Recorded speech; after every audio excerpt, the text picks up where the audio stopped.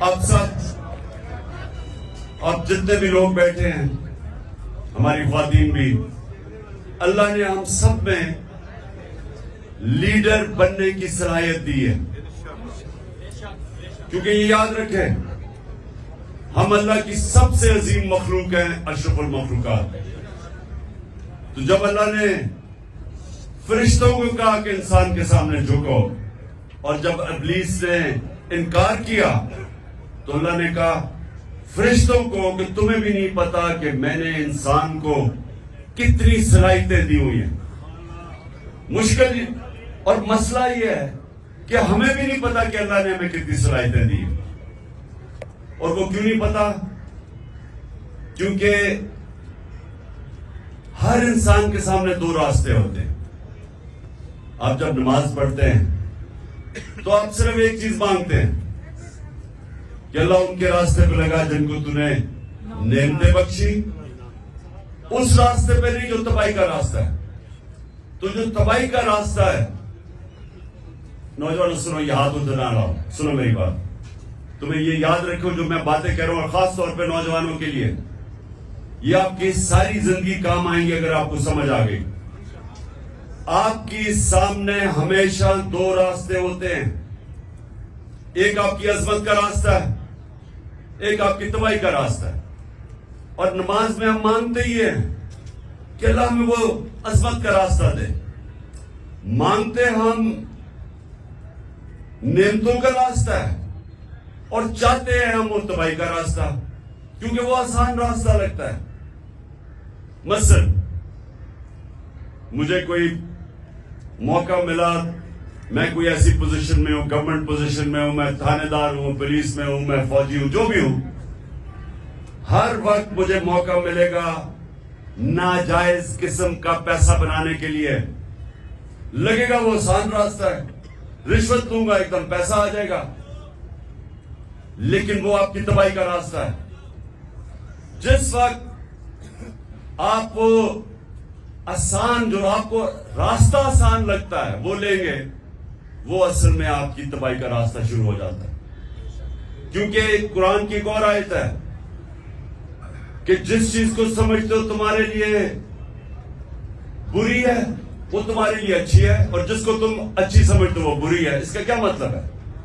کہ جب آپ سمجھتے ہیں کہ یہ بڑا آسان طریقہ پیسے بنانے کا، آپ اپنا ضمیر بیچتے ہیں، وہ آپ کی تباہی کا راستہ شروع ہو جاتا ہے. جو لیڈر ہے وہ ہمیشہ وہ راستہ لیتا ہے جو اللہ کہتا ہے کہ تمہاری عظمت کا راستہ ہے. اور وہ راستہ کس کا ہے؟ کس کا راستہ ہے؟ وہ کس کا راستہ؟ دنیا کے سب سے عظیم لیڈر نبی صلی اللہ علیہ وسلم کا راستہ ہے. اور وہ اس کی بنیاد کس پہ رکھی گئی ہے؟ دو کیریکٹرسٹکس کے اوپر اس کی بنیاد رکھی گئی ہے لیڈرشپ کے راستے میں: صادق اور امین. سچ بولنے والا اور انصاف کرنے والا. یہ دو کوالٹیز ہیں لیڈر کی. جو بھی آپ میں سے لیڈر بننا چاہتے ہیں یہ یاد رکھیں، آپ کو یہ دو چیزیں، سچائی، جھوٹا لیڈر نہیں ہو سکتا.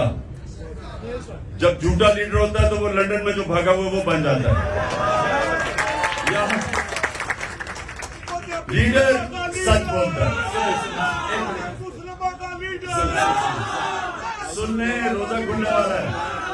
سنیں، میں نوجوانوں کے لیے کہہ رہا ہوں، یہ آپ کی ساری زندگی یہ میری باتیں یاد رکھنا. اگر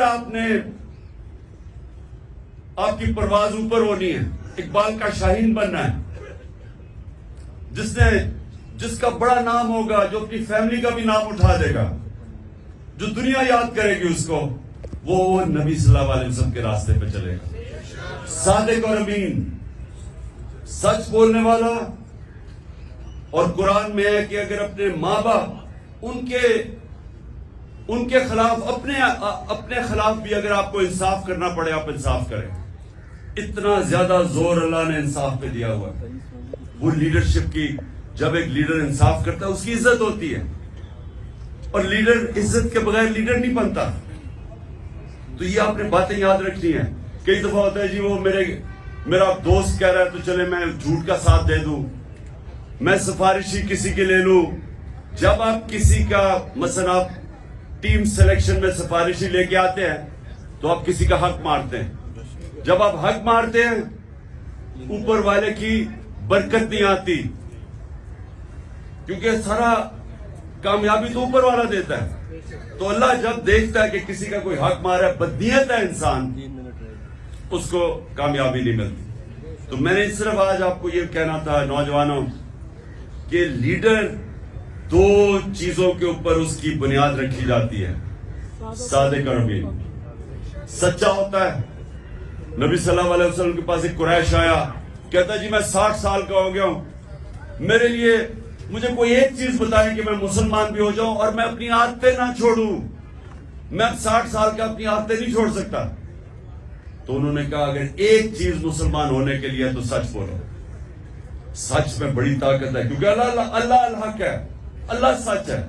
جب آپ سچ بولتے ہیں تو اللہ آپ کے ساتھ کھڑا ہو جاتا ہے، آپ کو وہ طاقت ملتی ہے. وہ کہتے ہیں کہ انگریزی میں کہ one moral man is an army, کہ ایک سچا انسان ایک فوج ہوتی ہے، کیونکہ اس کے پیچھے اللہ کی طاقت آ جاتی ہے.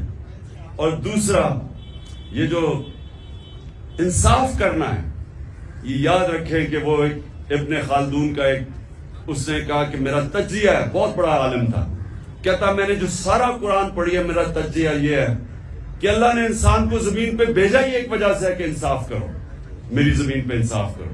یہ دو چیزیں یاد رکھیے نوجوانوں، ان دو چیزوں پہ کھڑے رہو، آپ کی معاشرے میں عزت بڑھنی شروع ہو جائے گی. گاؤں کے اندر ایک لوگوں کو پتہ چلے جی وہ آدمی ہے، جو بھی مسئلے ہوتے ہیں وہ ادھر پہنچ جاتے ہیں ان کے مسئلے حل کرنے کے لیے، وہ سچا آدمی اور صادق اور امین ہے. سارے گاؤں اس کی عزت کرتی. نبی صلی اللہ علیہ وسلم کی نبوت سے پہلے سارے مکہ کے لوگ جانتے تھے کہ وہ صادق اور امین ہے. ابھی نبوت نہیں ملی تھی، لیکن یہ خطاب تھا کہ وہ سچا اور ایماندار اور امانت دار آدمی ہے. اس لیے یہ یاد رکھنا کہ دنیا میں اوپر جانا ہے. اچھا یہ سچ بولنا آسان نہیں ہے، مشکل ہوتا ہے، طاقتوں کا سامنا کرنا پڑتا ہے. آپ کے اوپر یہ جو گھر کے اوپر حملے ہو جاتے ہیں، ٹیئر گیس سیلنگ ہو جاتی ہے، لیکن یہ کوئی فکر نہیں، کیونکہ ہمارے نبی صلی اللہ علیہ وسلم نے بڑی مشکلوں کا سامنا کیا تھا.